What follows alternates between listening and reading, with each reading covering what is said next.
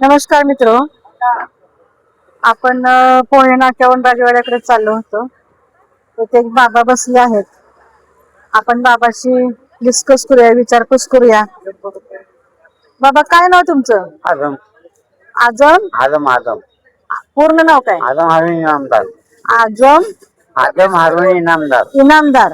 कुठे राहता? यादवपेठ. यादवपेठ. कुठे? यादव गोपाळ पेठ. बर, इथे एकटं का बसलाय उन्हात? इथे बसून काम बघतोय त्यांच्याकडे. काम बघताय. घरी कोण कोण आहे? कोण पोरे पण काय समजत नाही. मुलं आहेत? हा, समजत नाहीत. बाहेर गावाला साताऱ्यात नाहीत. बाहेर गावावरनं तुम्हाला काही पैसे वगैरे काय पाठवत नाहीत खाण्यापिण्याला वगैरे?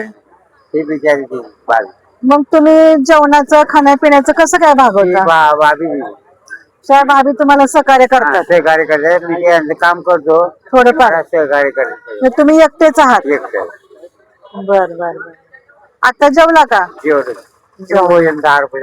10 रुपयाचं पोहे आणून शिवभोजन शिवभोजन खाल्लं 10 रुपयाचं आणून. छान. एकटेच आहात? अच्छा. बर, आपण आश्रम उभा करतोय.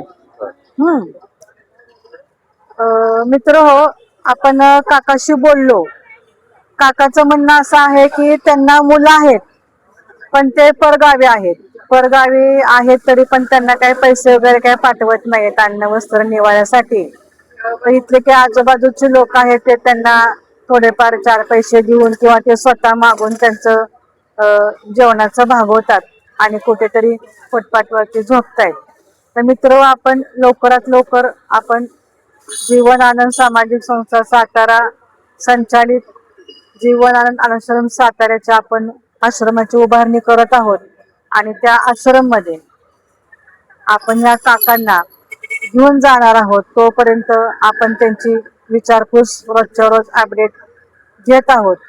मित्र, आपण जे आश्रम जे उभा करणार आहे त्यासाठी युद्ध पातळीवरती जागा, ॲम्ब्युलन्स जागा असेल, ॲम्ब्युलन्स असेल, आश्रममध्ये लागणाऱ्या काही वस्तू असतील, त्या सगळ्याची आपण लवकरात लवकर पूर्तता करतोय. कारण आता पावसाळा आलेला आहे. लोकांना फुटपाथवरती झोपावं लागतं.